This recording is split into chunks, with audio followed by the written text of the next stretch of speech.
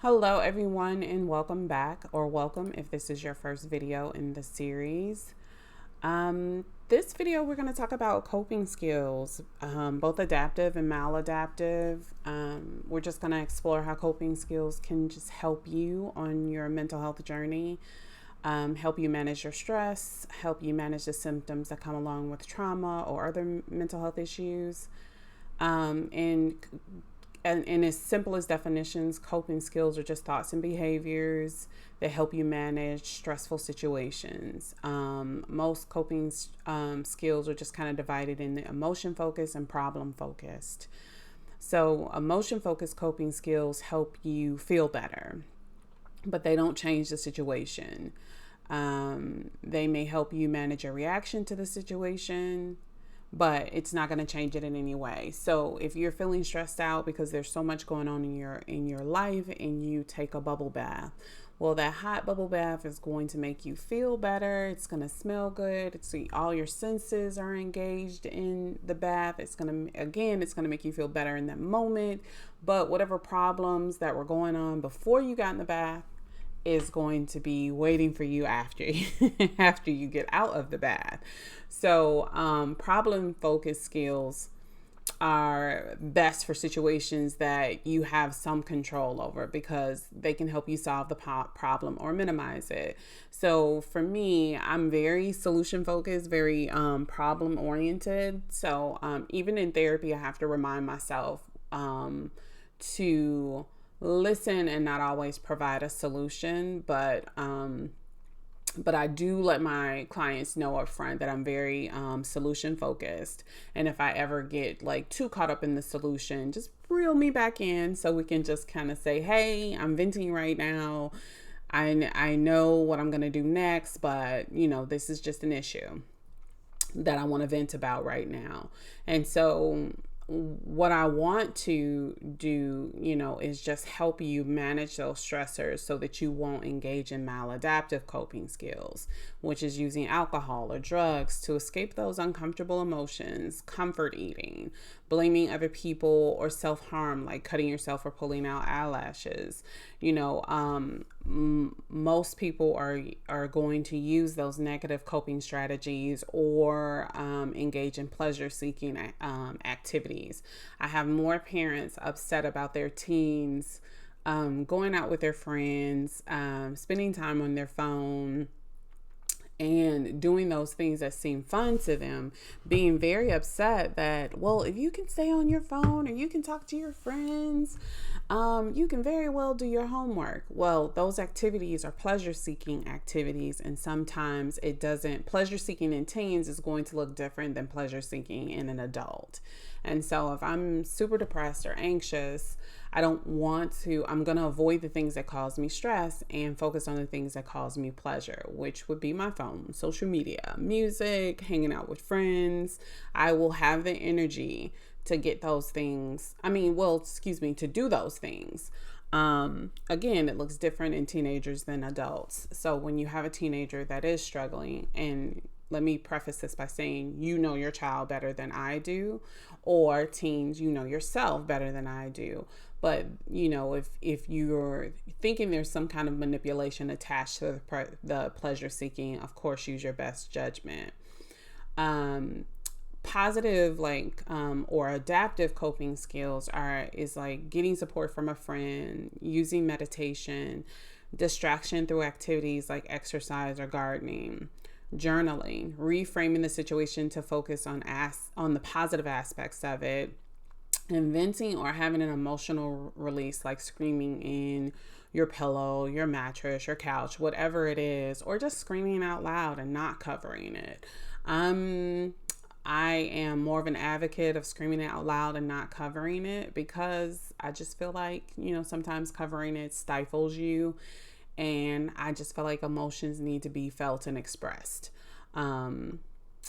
Venting, also be very careful about venting if you're a person with anger issues, because venting doesn't change your anger. It'll make you feel better in the moment, but if you vent and don't just kind of focused on solving problems, the problem is still going to be there. You're going to vent more and your anger will increase. So, other adaptive coping skills is just kind of taking a walk, working in your yard, calling a friend, taking pictures, taking a bath, like I mentioned before, listening to music, playing instruments. So you can find any number of things to just kind of make you feel better in the moment. And my suggestion, more times than not, to a client is always, if you feel yourself being overwhelmed, take a time out. I remember when COVID was really going strong, Phoebe put therapists, I was one of them, just kind of in the chapel and waiting on nurses or doctors to come and talk to a therapist about, just kind of what was going on in the hospital, because the COVID wing was just kind of out of control. I had one person come, and when she came, of course we talked, but then they wanted us to put some materials together to just kind of help the nurses and doctors and just kind of support staff deal with the issues. And one of the things I did was I created a brochure, and my main topic that I can remember was really just taking a mental health moment. Sometimes you have to walk away from something to see it from different eyes. Sometimes you have to, I don't want to say reduce, but manage your emotional response before you have an actual response. 9 times out of 10, if that's funny, because if you're at a 10, you're going to do or say something you don't want to do, or you're going to make an impulsive decision that you'll later on regret. My suggestion is always get yourself to about a 6 or a 5, still feeling what you need to feel in that moment, but not so much so that, again, you're going to make a poor decision or you're going to do something that will harm you later. Again, I definitely feel like we all should have our feelings. We should all feel our feelings. Like, no one is allowed to invalidate what you think or feel, but managing it will just kind of really help. So I found this really cool site that just kind of discussed coping skills, maladaptive and adaptive, but it also talked about psychological defenses, which a lot of us don't think about things in this way, but it was very interesting. So I'm going to go through and just kind of explain it to you. So one of the things, we have parts of our brain that's primitive, less primitive, and mature. So our primitive reaction to emotional stressors is acting out, displacement, and mature would mean assertive. Like, I'm going to hit this thing head on. We're going to figure this out. We're going to we're just going to figure this out. Primitive, when a stressor happens, you compartmentalize. Less primitive, that was hard to get out. You intellectualize. And then when you're mature, you compensate. It's all about dealing with those stresses. So when you compartmentalize something, that means you just kind of push it down, you ignore it, you don't address it. When you intellectualize something, that means you're trying to rationalize it, which is it goes into the part 2 of it. So I kind of just told you about the second half of that. So compartmentalizing is just denial. You're not ready to address it, not ready to deal with it. But we have to be careful when we compartmentalize things. They don't go away. They're just, think of it as just like a little compartment that just kind of sits off to the side, waiting on you to deal with it. And the more you ignore it, the bigger that compartment gets. And then you're dealing with a mess. And so intellectualizing it is trying to rationalize it. When you have been a victim of attack or molestation, you try to rationalize why this happened to me. And more times than not, you take responsibility for whatever rationalization you've come to. And it's really important that you wait wait until you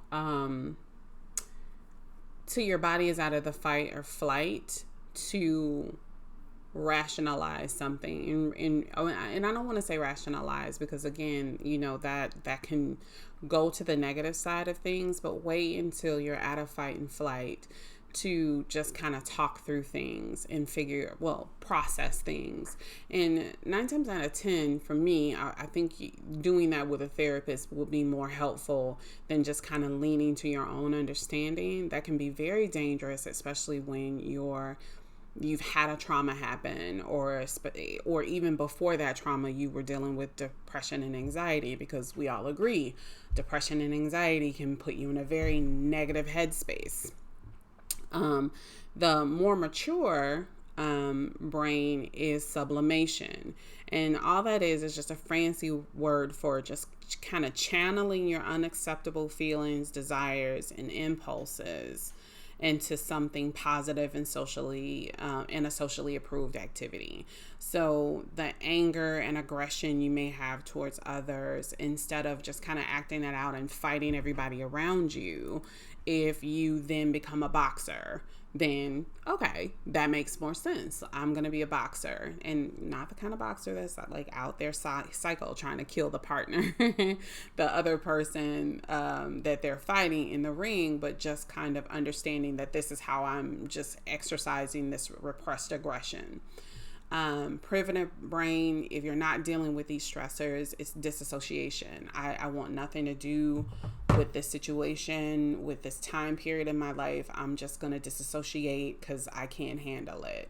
I didn't know it, but when I was younger and just kind of going through my trauma, I was actually disassociating. There were times where people would be like, "Are you paying attention? Are you paying attention?" And it'll freak me out because I thought I was paying attention, but they just scared the death out of me. So I couldn't have been paying attention.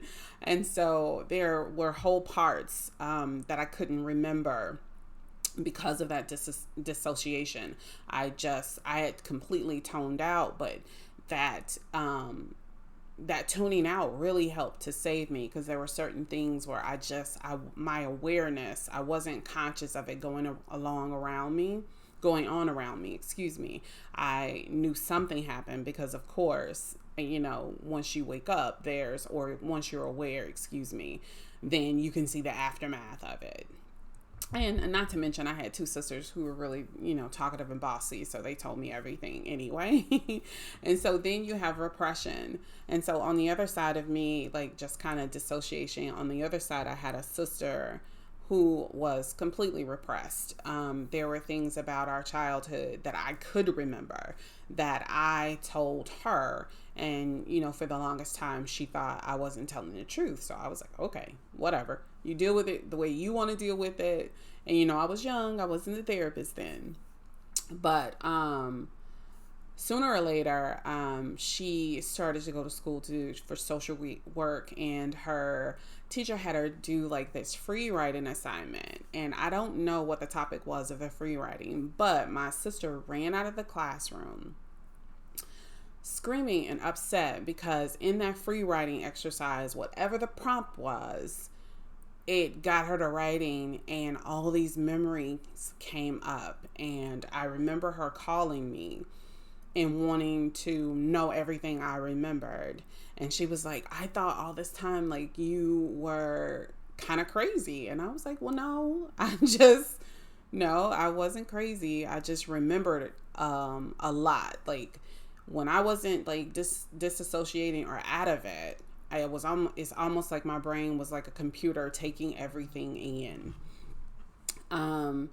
So it was both a blessing and a curse. So another response is in the primitive brain is reaction formation. So that's just a defense mechanism which a person unconsciously replaces an unwanted or anxiety-provoking impulse with its opposite, often expressed in an exaggerated or showy way. An example, I hate to use this example, guys, because it's so cringy, but I'm going to go ahead. I'm going to go for it. So an example would be a young boy who bullies a girl because on a subconscious level, he really likes her. We hear that all the time. That is not often true. It's super cringy, but it's one of the examples I found that just on the net that really makes the most sense. It's more relatable, unfortunately, than the others. And so the other less primitive reaction would be undoing, and that's just trying to make up for what you feel, as far as like inappropriate thoughts or feelings or behaviors. So example is if you hurt someone's feelings, you might offer to do something nice for them in order to just kind of assuage your anxiety or guilt. And so undoing can be dangerous, especially if you're in the same sphere as a person who has abused you, or people who just kind of really are abusive. Undoing means, okay, this feels really bad to me, so I'm gonna go and just kind of make things feel just make peace and make everybody feel better.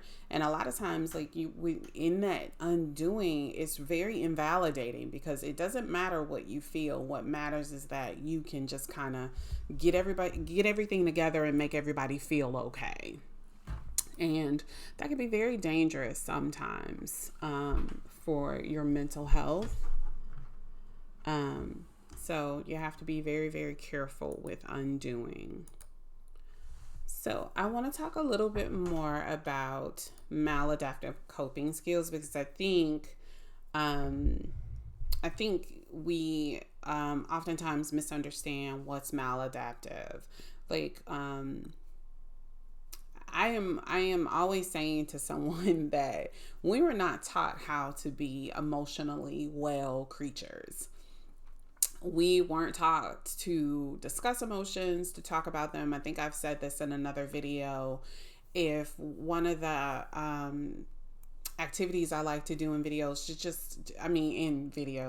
in sessions, is just to, I give people a little quiz, a little 1-minute quiz. And this is just a gauge for your emotional intelligence to tell me where you are. And so 1 minute on the clock, name as many emotions as you can possibly name. Well, I don't get a lot of emotions. I've never had people give me like a wide range of emotions. I'm getting sad, mad, glad, joy, happiness, and not all on one list, just in variations from different clients. And so again, that tells me about what you've learned about emotions. They are in those little small categories, and everything has to fit in these categories. And so we're such multi-dimensional, such complicated creatures, and for all that we feel or think to just kind of go under like 3 umbrellas, sad, mad, or glad, makes no sense to me. So that's another soapbox. But mental avoidance is a maladaptive coping skills. And so that's turning to other activities to take your mind off things, and sleeping more than usual. And so so this mental avoidance is turning it off completely, not distraction. So I don't want you to just kind of confuse the two. Distraction just means I'm going to take this moment to calm down. I'm going to do something else until I either feel a little less emotional or this urge is just kind of gone away. And I'll talk about that urge to do something in the latter part of this video. So sleeping more than usual is definitely mental avoidance. That's why people with depressive episodes can sleep all day and still feel very fatigued, very tired. And you on the other end, you're like, you've been sleeping all day. How are you tired? Well, there's a fatigue that goes along with mental avoidance, because again, like, that energy doesn't go away. It stays in your body. It's there. It's real. Disengagement. Give up trying. Reduce the amount of effort to solve a problem. I'm ignoring it. It's not there. I'm not going to try to solve it. It is what it is. You've heard people just kind of say, it is what it is. Like, I'm done at this point. Nothing I can do to change it. Which drives me crazy, because I'm like this internal optimist, and I'm like, we can change everything with happiness and cheer. But I get it. So, focusing on and venting emotions, getting upset and letting emotions out, and while expressing emotional distress. Um, to me, like this can be very, very scary. Oftentimes, we are not, when we're venting, we're saying and doing things that will just help spurn on the aggression and anxiety. Okay, so I'm just gonna take a minute, excuse me, to just kind of explain with the venting. So venting and sometimes venting and emotional expression, people get those two things confused. Venting is just it's all about what you say in the vein you say it in. Like if I'm venting to a friend and I'm like, so and so has gotten on my nerve, I'm gonna bust her face the next time I see her. I'm so sick of her running her mouth. Like I'm tired of this. Everybody's always doing this and blah blah blah. And, you know, when it's said in that vein and it's said in that way, then it's venting emotions and it's not going to make the situation better or solve any issue. Versus emotional expression to me is more about revelation and just kind of processing thoughts and feelings versus venting, which I think that's only going to compound your issue. It's going to cause more problems, more harm than good. So the other one is seeking emotional support. So you look for sympathy from others, you talk to others about feelings. And this, you know, is maladaptive because a lot of times if you're seeking the emotional support, to me, in my opinion, I don't know how therapeutic this is. Typically, you seek that emotional support from people who will just kind of sign on for that thing that you want them to sign on for. So I had a friend that would do this all the time. Like, and I would tell her, I was like, I know you went to so and so because they're going to agree with you, which is your choice to do that. But then don't come to me afterwards and like, well, I should have talked to you. Well, you knew before you talked to them that you should have talked to me because I was going to be the voice of reason. In my opinion, it would have been better suited that you just made the choice you wanted to make anyway, and then just kind of deal with the consequences because you made a choice. So to me, stand behind that choice. Now, I'm not promoting doing anything negative. I'm just saying don't do something negative and then just kind of have this emotional distress behind something you knew you wanted to do and was going to do anyway, if that makes sense. So, um, alcohol use and drug use, you know, that's pretty self-explanatory. You know, using a little alcohol to just kind of take the edge off, um, you know, to think about things less, to turn up, or whatever they're using nowadays, that eventually isn't going to help because once that wears off, the issue or the emotional distress is still going to be there waiting for you. Not to mention, for what I've seen the habit of is you use more, you drink more, you smoke more, you pop pills more, you do all of that because again, it goes back to compartmentalizing. That compartment just doesn't stay in that neat little box over there in the corner of your spirit and just kind of sits there and does nothing. It is there manifesting, doing whatever it wants to do to just kind of wreak havoc in your body. So it's just not going to go away, and not to, again, the compartment or wound just becomes bigger.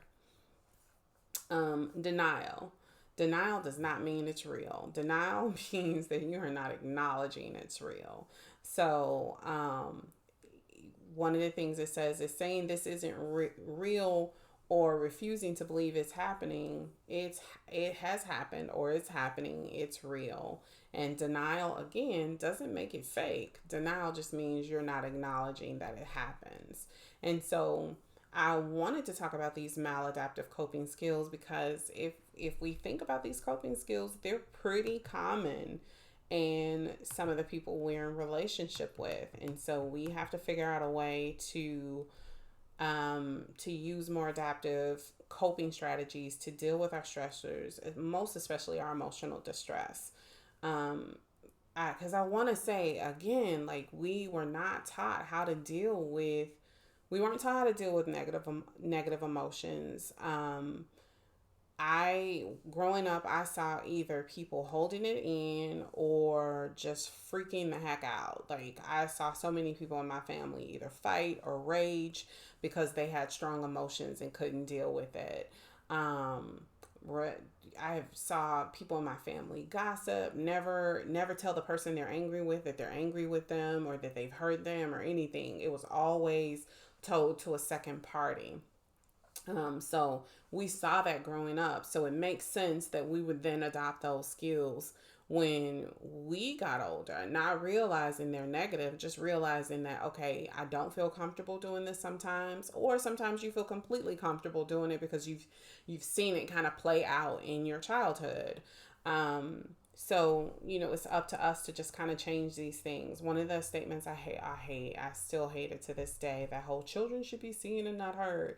No, you definitely want to hear your children because there's some things going on that you need to know about. And so the seen and not heard thing is no longer working, really for anyone. So adaptive coping strategy looks like positive reinterpretation and growth. So you try to learn from experience and search for the positive. Um, you're going to have some negative situations come up. Like I distinctly remember there were two things that happened to me. Like I've had two robberies happen to me. One, someone broke into my car and took my radio. Um, and it's so funny, each time these things have happened, I've had like the weirdest response, like, did someone just steal something from me? Okay, cool. Because it's gone. What am I going to do? Like, I'm not going to rage. I'm not going to cry, scream. I'm going to do the police report. If I get the items back, I get them. If I don't, then I don't. I remember driving around for months on end in my car with like this big hole in the dashboard.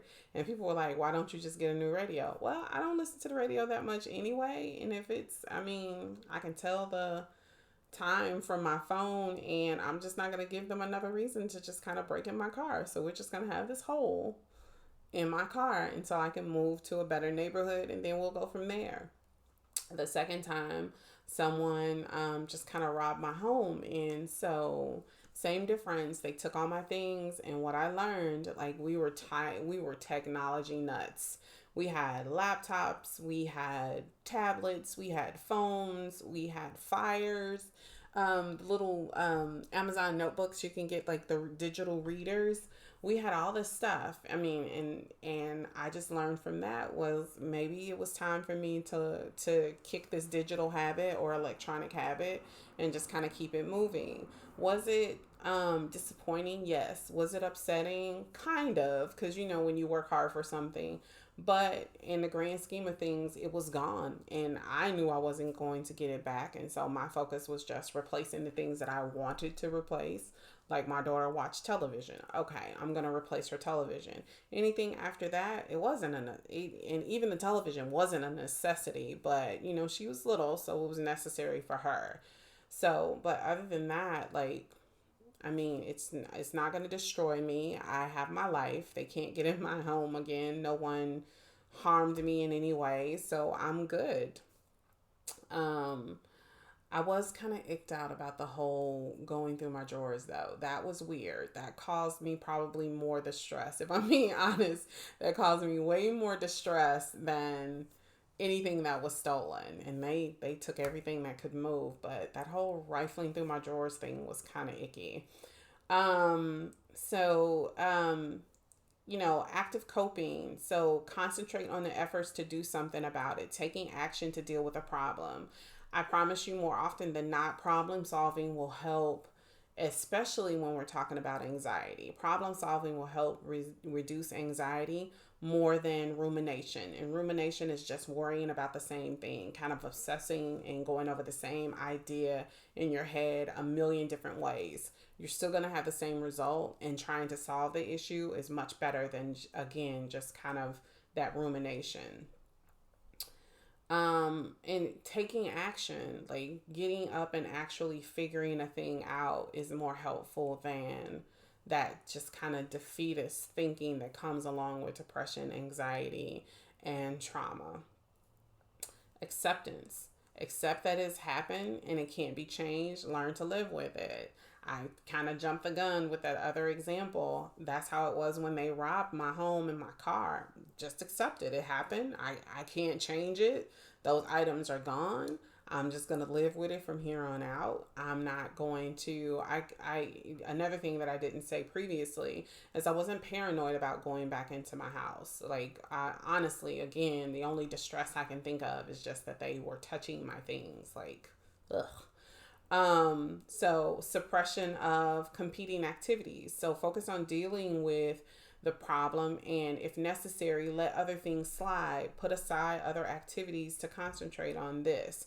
So basically it's just saying make whatever the issue is your focus, not obsessively so, but just your focus so you can deal with the problem at hand. So if you and someone had a big argument, you're at odds, and and depending on how close this person is to you, it's going to feel pretty bad. It's going to feel horrible. And so focus on dealing with that issue between you and that person, besides just kind of having this stalemate. Like, I'm not talking to them because they're not talking to me. Well, listen, I am upset. I'm hurting right now. I really miss you.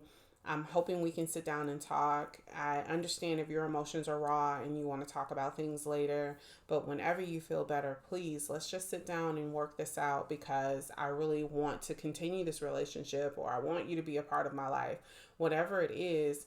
So it's just really kind of focusing on the issue instead of just kind of ignoring it and doing other things to just distract you from this emotional issue. Planning. Make a plan of action. Try to develop a strategy of what to do about this issue. I am the queen of to-do list. I am the queen of plan of actions. Let's figure this thing out. What's your part? What's my part? What are we going to do next? Who's going to help us with this? Do we need mediation? Do we need to figure this? Whatever it is, let's figure it out, guys. I don't know whether it's just the therapist in me or whether it's just that, more than likely, it's probably the therapist in me.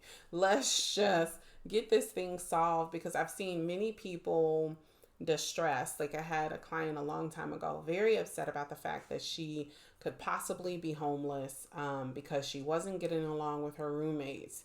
And I was like, well, instead of feeling like you're going to be homeless, what can you do? Well, I can talk to my apartment manager to see if they have another apartment that's available. Well, she had two sets of families, a father, stepmother, mother, stepfather. That's two resources. There's friends. There's all sorts of things you can do instead of worrying about being homeless. And here's what happens. If you're worried about and focused on being homeless, that depression will set in, anxiety will set in. You won't have the motivation to ask anybody or do anything about it. Then the shame will set in. Well, I got myself in this position. No one's going to let me live with them. This is so disturbing or trifling or whatever you may call it. Because again, that negative thought process just, it wins. And so you don't want to ask anybody. And before you know it, the problem's so big, the people around you are saying, well, why didn't you just ask? Why didn't you just talk to me about this? So make a plan. Get people involved in the plan. If they say no, they say no. I think I've said this in another video. The best thing I've ever done was work retail. I'm no longer afraid of the word no. If you tell me no, I'm not going to die. I'm not going to be embarrassed. I'm not going to be angry. None of that. It's your absolute right to say no. And it's my absolute right to accept the no.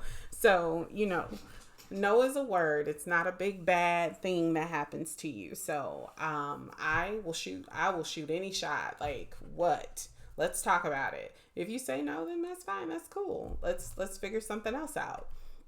But whatever it is, I am a problem-solving, plan of attack kind of girl.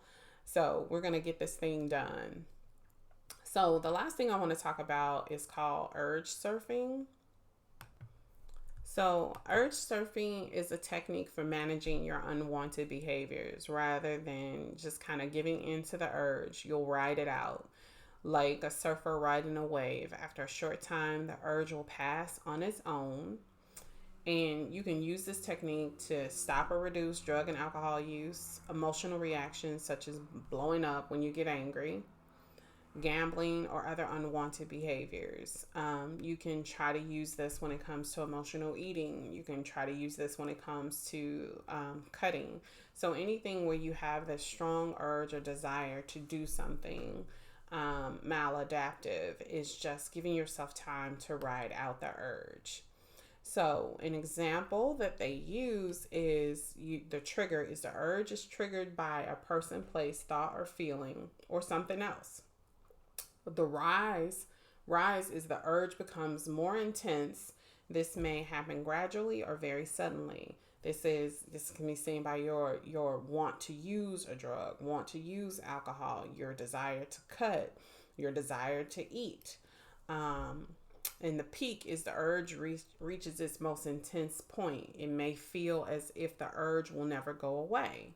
And the fall is the urge loses intensity and eventually fades away. The easiest way I can explain this is my addiction to Oreos. I know this is not a real addiction, so to speak, but I'm just gonna use, this way. Like, because I will go out of my way, I will put clothes back on to go to the store and grab an Oreo. And I don't know how many women or girls is listening to this, but if you take off all your work stuff and you're relaxing, you're chilling out, the last thing you want to do is put everything back on to go to the store and get a freaking cookie. But my love for Oreos will make me go to the store and grab a cookie. So, but if I feel that trigger, that rise, if I do something to distract myself, if I play a game, if I read a book, or I listen to music, decide to have a dance party, do something to distract me from responding to that urge, eventually it'll peak and fall. And I won't have that urge anymore, and I'll feel better for it, because that means I don't have to go on that shame cycle of like, why did you eat all those cookies, girl? Because now we have to go to the gym, we have to work it out, and then when I don't have time to go to the gym and work out, it's like, oh, now look at what I've done, I've gained a pound. It just gets crazy. And so urge surfing is just a practice to just help you manage manage the urges. So one of the things you want to do is acknowledge you have an urge. Just acknowledge, I have the desire to use right now. Notice what thoughts and feelings are attached with your desire to use. Again, what I've noticed with people who struggle with mental health issues, a lot of the thinking is happening. I don't want to say subconsciously. I think it's in the middle between your conscious thought and subconscious. Somewhere in the middle, I feel like your thoughts are happening. It's just kind of not in your awareness, but if you tap into it, you can definitely be more aware of it. And so just tap into what you're thinking and feeling, and that will be the trigger for the urge. If hopefully I didn't just kind of make that too big of a thing. It's okay to have urges. They're natural reactions to whatever addictions you've had, because of that's a protective behavior.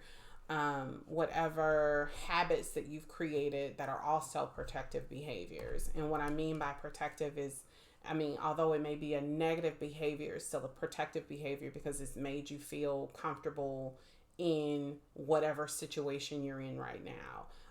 So drinking can be a protective behavior. I feel better after I drink.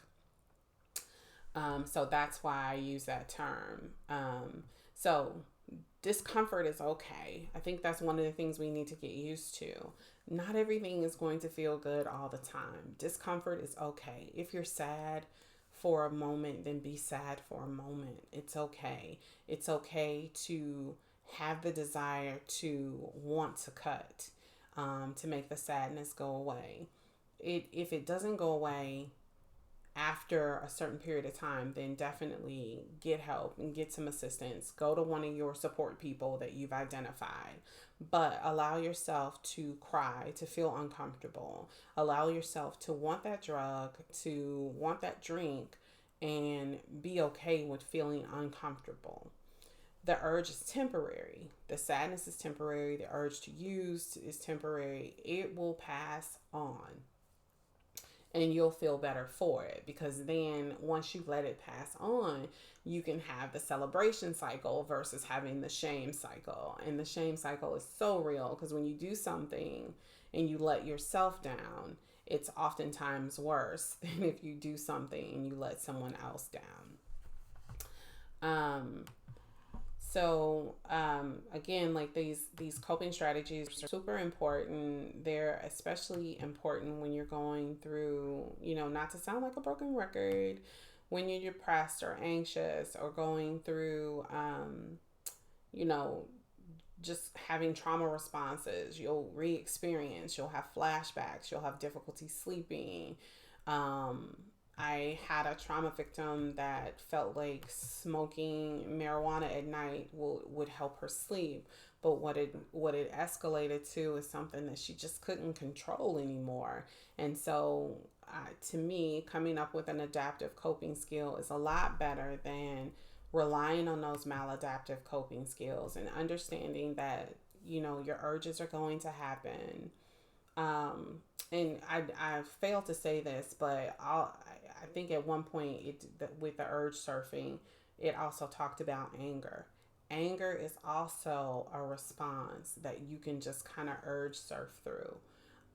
So I don't want to miss saying that again and highlight it. That anger you feel, that quickening in your chest, the balding of the fist, the stiffness in your body, that will soon pass. Just allow yourself time for it to just alleviate, and then you can communicate your feelings.